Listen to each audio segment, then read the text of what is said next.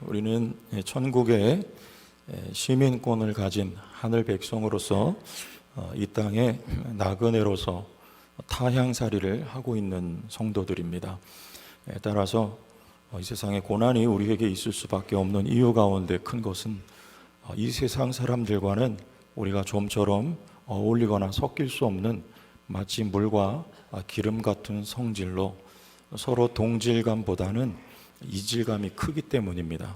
그래서 이 세상 사람들은 그리스도인들을 끊임없이 밀어내는 것이고 사지나 오지나, 그래서 그때의 성도들은 그 자리에서 고난이라고 하는 형태로 어려움을 겪으면서 이 세상을 살아가고 있는 존재들이 바로 성도들이죠. 마치 아브라함이 가나안 땅을 향하여 하나님의 말씀을 붙들고 왔을 때 그 땅에 쉽사리 정착할 수 없었던 이유가 그는 나그네였기 때문입니다. 텃세에 못 이겨서 점점 남방으로 밀려났던 우리 아브라함처럼 오늘날도 그리스도인들은 어떻게 보면 그와 같은 형국에 살아가고 있지 않는가 하는 생각을 하게 됩니다. 그렇지만 우리의 믿음의 진가나 진정성이라고 하는 것은 우리가 고난의 현장에 있을 때 더 빛이 나게 되는 것이죠. 다니엘은 기도하지 않으면 사자굴 속에 던져지지 않을 수 있었는데도 그는 기도를 포기하지 않았습니다. 그래서 사자굴에 던져졌을 때 그 다니엘의 믿음은 그 자리에서 더 빛이 나는 것입니다. 우리는 생각해 볼 때에 이 다니엘의 죽음을 위협하는 위협 앞에서도 굴복하지 않는, 그래서 기도를 고집하는 그 여유가 어디로부터 연유된 것인가 하는 점을 오늘 좀 생각하며 말씀을 풀어나가려고 합니다. 지난 시간에 악을 악으로 갚지 말고 복을 빌라, 욕을 욕으로 갚지 말고 축복하라, 이런 말씀을 주로 나누었습니다. 그러면 우리가 불이익을 당하고 욕을 당할 때 그들에게 복을 빌 수 있는 우리의 여유는 어디서부터 기인한 것인지. 강남에 165억 하는 아파트가 있답니다. 유명한 배우 부부가 그곳에 산다고 하는데 관리비만 100만 원이 넘는 관리비를 매월 내야 되는, 저에게는 그 아파트 살라고 줘도 저는 못 살죠. 그 돈 전 낼 수가 없으니까. 여러분, 그런 여유일까요? 우리에게 있는 여유가 물질적인 것. 세상 사람들은 여유라고 말하지만 우리에게 있는 여유는 차원이 다른 것이죠. 그래서 오늘 말씀에 같은 기조로 우리 13절을 말씀하는 것입니다. 13절, 또 너희가 열심으로 선을 행하면 누가 너희를 해하리요. 앞에 지난 시간에 나눴던 배경을 전제로 하고 문맥을 살펴봐야 되는 것이죠. 우리가 욕을 먹을 때 또는 해를 받을 때에도 열심으로 선을 행할 수 있다는 것을 말씀을 하고 있죠. 단지 세상 말처럼 웃는 낯에 침을 뱉을 수 없기 때문에 성도가 그저 열심으로 선을 행하면 아무도 해를 끼치지 않는다는 그런 뜻으로 받아들이면 너무나 순진한 것이죠. 오늘 여긴 그거보다도 우리의 그 신앙적인 지점을 건드리고 있는 것입니다. 마치 다윗이 나발의 목자들을 돕습니다. 다윗은 그와 함께 했던 무리들이 다 군인들이었기 때문에 목자들을 지켜주고 목자들을 위해서 헌신을 했죠. 그리고 나서 나발에게 다윗이 찾아갑니다. 원조를 요청하죠. 그때 나발은 그 이름이 어리석은 자였죠. 그 이름처럼 다윗의 제안을 단칼에 거절을 합니다. 그때 다윗이 분노가 차오르고 칼을 빼어들고 나발을 죽이려고 할 때 그 나발의 아내였던 아비가일이 등장을 하죠. 아비가일이 다윗에게 주옥 같은 말을 했습니다. 왕이요, 당신은 그렇게 하지 않아도 됩니다 라고 칼을 들고 복수하지 않는, 악을 행해도 되지 않는 이유를 아비가일은 다윗에게 설득을 하죠. 그 내용이 사무엘상 25장 29절입니다. 우리 같이 한번 보고 갑시다. 읽읍시다. 시작. 사람이 일어나서 내 주를 쫓아 내 주의 생명을 찾을지라면 내 주의 생명을 내 주의 하나님 여호와와 함께 생명싸개 속에 쌓였을 것이요 내 주의 원수들의 생명은 물매로 던지듯 여호와께서 그것을 던지시리다. 생명싸개라는 거는요, 여러분 요즘도 귀한 것이 있으면 어디에 쌉니까? 우리 어머니 부모님 세대는 보따리에 싸든지 아니면 가방에 챙겨 넣든지, 그것도 가방 맨 밑바닥에 넣고 숨겨두죠. 왜? 귀하니까. 마치 그처럼 다윗 왕 당신의 생명은 그 생명싸개로 하나님이 감싸시고 누구에게도 당신의 생명을 내어주지 않습니다. 그러면 원수의 생명은 물맷돌 던지듯이 하나님이 던지십니다 라는 지혜와 신앙의 말을 다윗에게 설득을 하는데, 그 결과를 한 절 더 봅시다. 삼상 25장 38절인데요. 이것도 같이 보시죠. 시작. 한 열흘 후에 여호와께서 나발을 치심에 그가 죽으니라. 아비가일의 말대로 일이 이루어지죠. 다윗은요, 악을 행하지 않고 선만을 행했던 사람이 다윗은 한 가지, 밧세바 사건만 예외입니다. 그 외에는 다윗은 악을 행하지 않았습니다. 그럴 수 있는 거 오늘 말씀과 같은 선상이에요. 베드로는요, 이 구약의 사상을 그대로 가져다 쓰는 거죠. 너희가 열심으로 선을 행할 실력이 있다. 악을 행하지 말라. 행하면 누가 너희를 해하리요? 누가 다윗을 해할 수 있겠습니까? 누가 여러분을 해할 수 있겠습니까? 우리는 악을 행할 이유가 없어요. 하나님의 생명싸개 속에 여러분들은 보호를 받고 있습니다. 악인들은 하나님의 손에 의해서 처단을 받게 되는 것입니다. 그러므로 그리스도인들은 이 세상 속에 쫓고 밀리는 인생을 산 경우가 있다 해도 우리는 그들에게 대해서 악으로 맞설 이유도 필요도 없다는 것을 지금 베드로는 말씀을 하고 있는 것이죠. 열심으로 선을 행한다는 거, 이것은 그래서 윤리적인 개념이 아닙니다. 이것은 신앙적인 차원을 지적하고 있는 것이죠. 그럴 수 있는 여유, 열심으로 우리에게다 욕을 퍼붓는 자들에게 대해서 열심으로 선을 행할 수 있는 그 여유의 진원지가 어디냐를 묻고 있는 거예요. 어딜까요? 다윗에게 묻는 겁니다. 다윗이요? 당신의 주가 누구입니까? 다윗의 왕이 누구입니까? 당신의 재판관이 누구입니까? 이스라엘 왕은 여기에 삶으로 대답을 해야 돼요.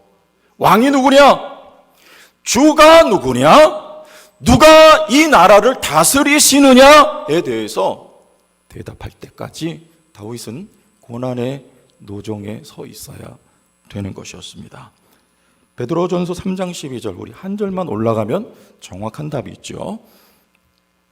같이 읽읍시다. 시작. 주의 눈은 의인을 향하시고 그의 귀는 의인의 간구에 기울이시되 주의 얼굴은 악행하는 자들을 대하시느니라. 주님이 누구십니까? 살아계신 하나님이 눈은 의인을 향하시고 그리고 귀는 의인의 간구에 귀 기울이시는 하나님이, 악인에 대해서는 심판의 얼굴을 대하시는 우리 하나님이 바로 주님이시라는 것을 여러분들이 믿으신다면 악은 모양이라도 버리시기 바랍니다.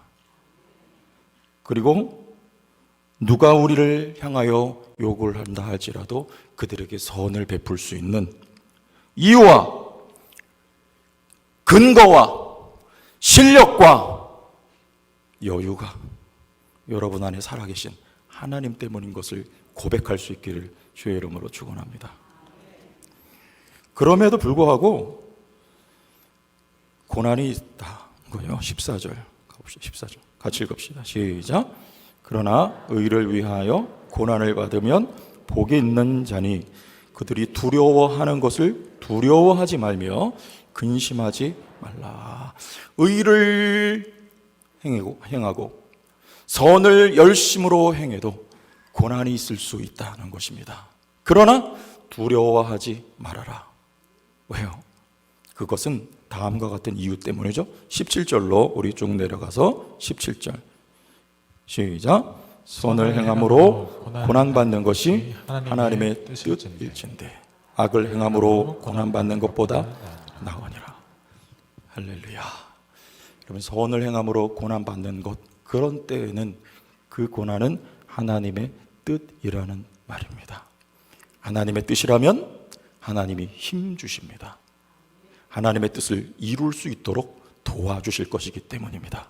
그래서 견딜 수 있습니다. 감당할 수 있습니다.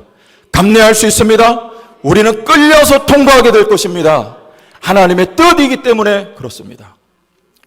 사도 바울에게 주님이 이런 말씀하셨어요. 사도행전 9장 15절에 이 사람은 내 이름을 이방인과 임금들과 이스라엘 자손들 앞에 전하기 위하여 택한 나의 그릇, 그가 내 이름을 위하여 해를 얼마나 받아야 할 것을 내가 그에게 보이리라 하시니. 사도 바울을요, 주님이 택한 그릇으로, 그러나 고난의 그릇으로 복음을 이방에 전하기 위하여 그에게 있는 고난은 하나님의 뜻이었습니다. 주의 복음이 사도 바울로 말미암아 이방 세계에 전파되어야 하기 때문이죠. 그래서 고난이 있지만, 해를 받지만, 박해를 받지만 하나님이 바울 곁에 서서 그에게 힘을 주신다는 약속을 디모데후서 4장 17절에 바울은 이렇게 고백을 했습니다. 여기도 같이 읽읍시다. 시작. 서서 힘 주시면 나로 말미암아 선포된 말씀이 온전히 전파되어 모든 이방인이 듣게 하려 하심이니 내가 사자의 입에서 건짐을 받았느니라.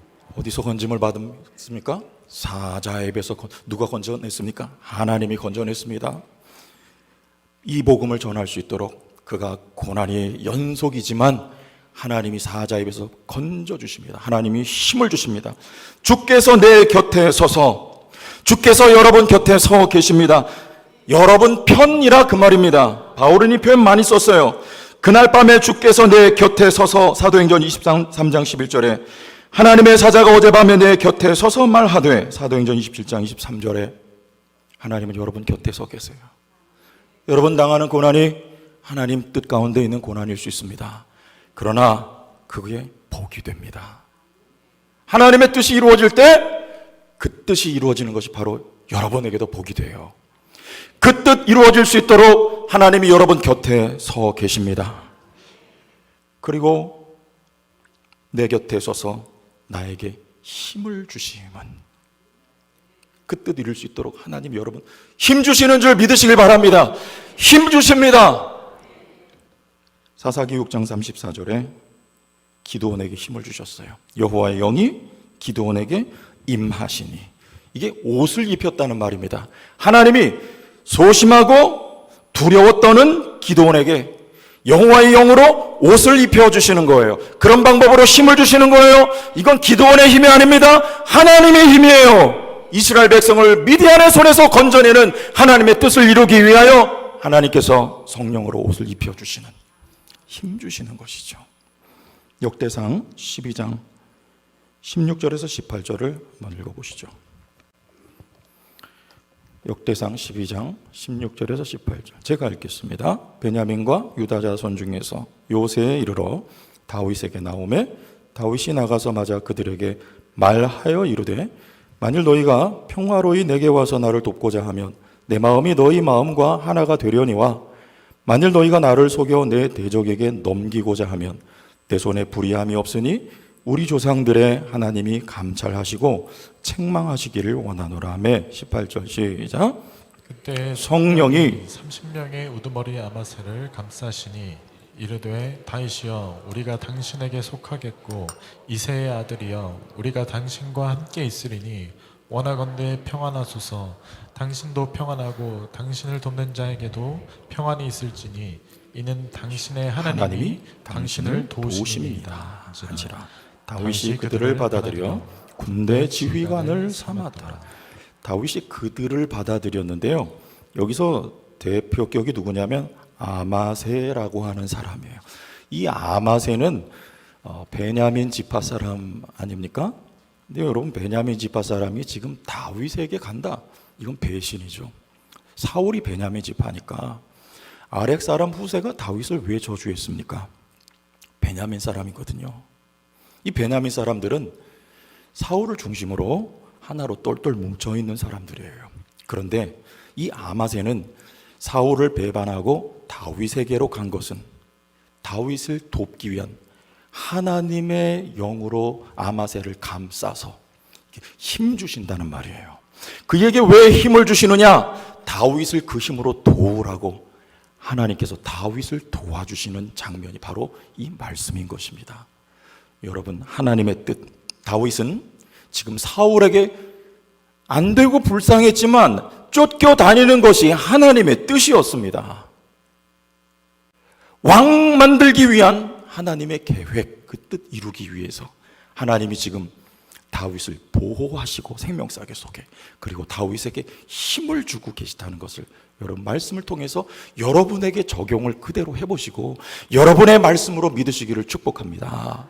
하나님의 뜻을 위하여 때로는 우리가 고난의 현장에 있을지라도 하나님 여러분의 힘 주십니다.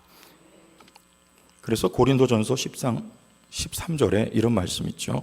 사람이 감당할 시험 밖에는, 읽습니다. 시작.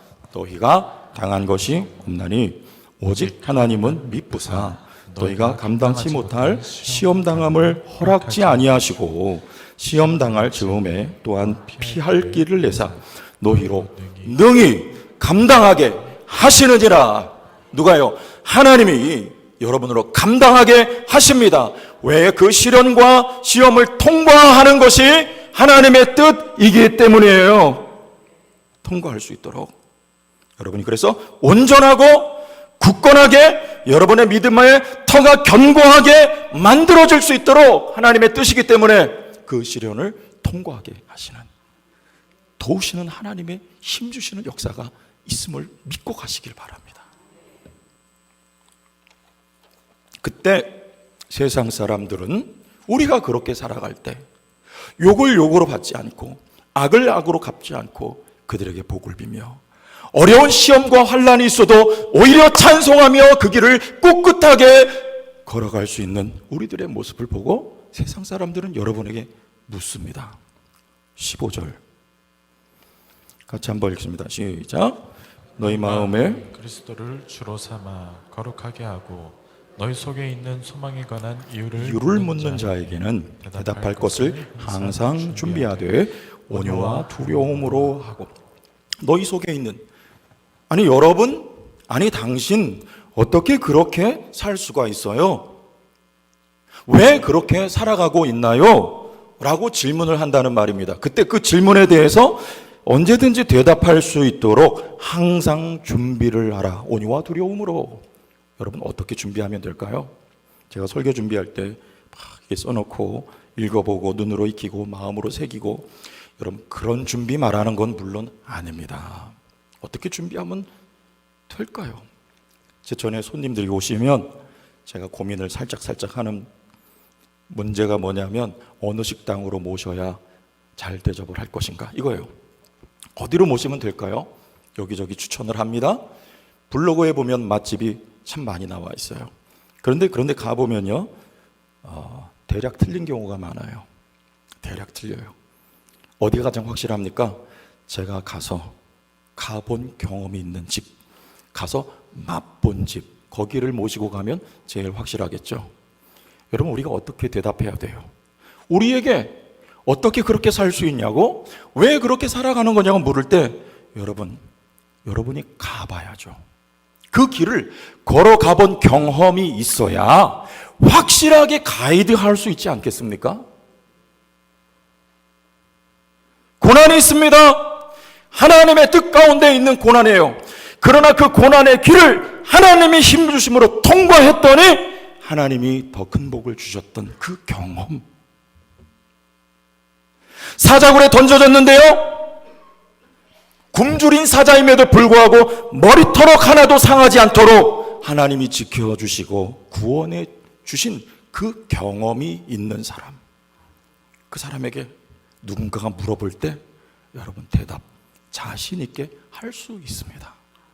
그 여유, 당신에게 있는 소망이 어디로부터 말미암은 것입니까? 그렇죠? 목장 모임 처음 할 때 우리 가정교회 이야기하고 목장 모임 이야기하고 하니까 처음보다는 지금은 이렇게 일각에서 반응들이 조금씩 있어요. 어제도 토요일 저녁인데 저에게 전화가 왔어요. 이분이 목사님, 지금 저희 집에 매일 오셔서 식사를 같이 해 주시면 안 되겠습니까? 권사님들이 목사님 모셔서 같이 식사하고 싶어 하세요. 근데 제가 토요일은 아시다시피 동굴 속에 들어가면 거의 나오질 않습니다. 밥도 거기서 다 해결하고 웬만한 일이 아니면 바깥에 안 나가요. 그래서 정중히 제가 거절을 했죠. 근데 전화상으로 들어보니까 옆에서 왁짝 찍어라고 막 이런 소리들이 다 전화로 들려요. 이 막 마음이 즐겁고 감사가 있고 하니까 저를 좀 이렇게 불러다가 같이 나눔도 하고 식사 대접도 하고 싶은 막 그런 마음이 아니었을까 하는 거죠. 여러분, 누구도 인정하지 않고 누구도 알아주지 않아도 그저 섬겼는데, 목장 목원 식구들 섬겼는데 어디서부터 말미암은 감사인지, 어디서 내 안에 들어온 기쁨인지 그리고 평안인지 모르는 하나님의 은혜가 여러분 마음에 여유가 있어요. 언제 한 걸음 걸어가 봤더니, 두 걸음 발을 떼 봤더니 그때 경험이 되더라, 그 말입니다. 그때 당신에게 어떻게 그렇게 섬길 수 있어요? 어떻게 그렇게 할 수 있어요? 라고 물을 때 가본 하나님의 은혜를 맛본 경험이 있어야 여러분 자신 있게 대답해 줄 수 있지 않겠습니까? 작년에 부흥에 오셨던 가을에 목사님을 기억하실지 모르겠습니다. 우리 교회 성도들 가운데 신앙의 색깔이 다 똑같지 않기 때문에 어떤 분들은 은혜를 많이 받아서 속이 다 시원하고 기도가 응답되고 기도가 열리고 이런 간증들과 고백이 있는 반면에 또 어떤 분들은 또 그렇지 않은 경우들도 있었다, 그 말이에요. 그렇지만 저는 참 존경스럽습니다. 지금도 저에게 연락을 하시고 자신의 사역에 대해서 알려주시고 기도를 부탁하시고 하시거든요. 그런데 이분은 은퇴하셨음에도 불구하고 아마 저 같으면 그렇게 못했을지 모르겠어요. 솔직한 고백이지만 저는 지금 현역이지만서도 하루에 4시간씩 기도 시간 그렇게 못 드립니다. 애는 써보지만 참 어려운 것 같아요. 때마다 필요하면 철야 기도도 하고, 그러나 간헐적인 거죠. 매일같이 4시간씩 하나님 앞에 기도를 드린다는 거 여러분 보통 일은 아니거든요. 이 목사님은 그거를 실천을 하고 계셔요, 지금도. 그러니 제가 못하는 거를 실천하고 있으니 여러분 제가 존경하지가 않을 수가 없고, 또 이 목사님 제가 사역 보고를 들어보면 가는 곳마다 필요한 곳이 있으면 섬김을 받지 않고 물질을 섬겨요. 중국에서 선교사님들이 지금은 다 추방을 대부분 다 당해서 한국에 나와 있지 않습니까? 그러니까 이 사역자들이 마음껏 사역을 못하고 할 때에 그 마음의 공고함이란 건 참 말로 다 표현할 수가 없는 어려움이에요. 그래서 이 목사님이 이 중국 이제 추방당한 선교사님들과 사모님들을 한 자리에 다 모아서 그분들에게 식사 정성껏 대접하고 또 용돈 섬기고 이렇게 하는데 한 번 하는데 1,000만 원이 넘게 든다, 그 말이에요. 그거를 매년마다 물론 약간의 후원을 받아서 섬긴다는 거예요. 여러분, 이건 저는 은퇴하신 분 아닙니까? 그 돈이 다 어디서 나는 건지 저는 모르겠어요. 어디서 날까요? 또 전 질문해봐요. 목사님, 어떻게 그렇게 살 수 있습니까? 어떻게 그렇게 살아갈 수 있어요? 그리고 왜 그렇게 사세요? 이 목사님 대답은 이래요. 따라합시다. 섬김이 능력이다. 이 대답을 자신 있게 할 수 있는 거는요, 자신이 그렇게 섬겨봤기 때문에, 그리고 지금 섬기고 있기 때문에, 앞으로 섬길 것이기 때문에 내 것 다 내보내는데 마르는 것이 아니고 하나님이 기적을 베풀어 주시고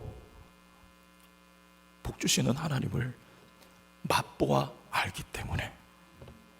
섬김의 능력이에요. 여러분도 하세요. 기도가 능력이에요, 힘이에요. 여러분도 따라오세요 라고 안내할 수 있는 거. 여러분, 이게 대답할 수 있는 말을 준비하는 준비입니다.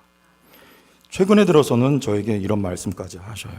목사님, 목회는 전쟁이야. 영적 전쟁. 힘들다. 그런데 그게 한 번만이 아니야. 계속 온다. 그러나 두려워하지 마. 왜? 하나님께서 허락하실 때만, 그리고 허락하신 정도만 와.